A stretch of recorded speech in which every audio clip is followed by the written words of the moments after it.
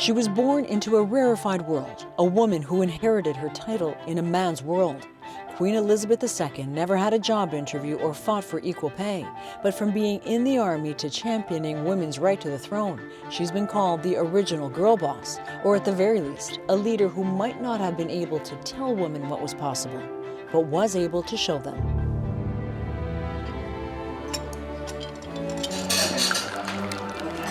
Tucked away in a suburban mall north of Toronto, a tea shop steeped in tributes to England's longest reigning monarch.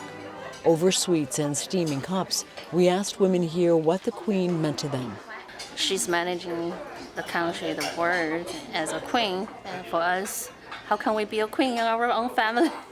She had finesse, she was refined. She was the role model for all women. The opportunities for women to give something of value to society are greater than ever. The Queen did celebrate women's achievements in public, but as a monarch could not advocate for them openly.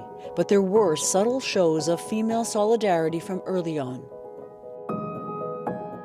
She insisted on becoming a trained mechanic during World War II, and as Queen, she was in the driver's seat when she offered visitors a tour of Balmoral, including King Abdullah of Saudi Arabia, at a time when Saudi women weren't allowed to drive. To specifically say to the King of Saudi Arabia that she would be doing the driving was, I think, making very specific statement about women having power and ability. Sarika Bose is a lecturer at the University of British Columbia. She demonstrated a pattern of actions that showed rather than told. And the optics were powerful. Queen Elizabeth was the family matriarch and breadwinner and worked up until 2 days before her death.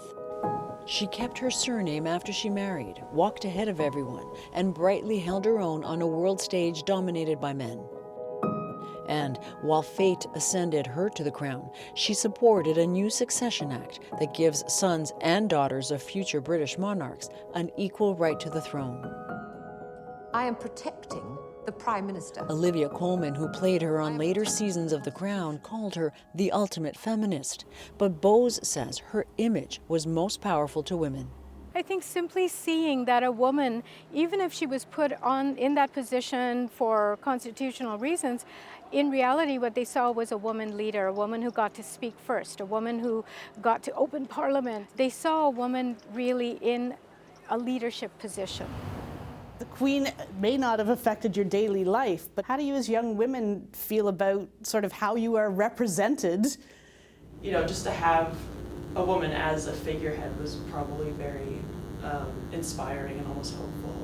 The symbolism of the Queen's power isn't lost at this Toronto all-girls school, but it is under scrutiny. I don't know, as a woman, a feminist, I never really saw her as this big symbol of empowerment. If I were to go to a movie and look on the screen and if I were to see a black female character, that would, just seeing them there, that would mean a lot to me personally, just seeing myself reflected on the screen. Just the fact that she's a woman, that was sort of enough to be influential. And whether she could have done more or should have, that was still up for discussion after class. I don't think speaking out on women's rights is a political agenda. I think that's just ethics and human rights, and she should have done that. Being a feminist just is believing that men and women are equal. Like, that's the definite definition.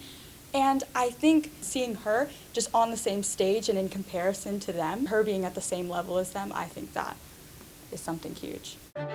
Whether her power was perceived as real or ceremonial, there's no debate that for nearly a century, she was a woman in charge without ever openly making a point about it. Joanna Rumeliotis, CBC News, Toronto.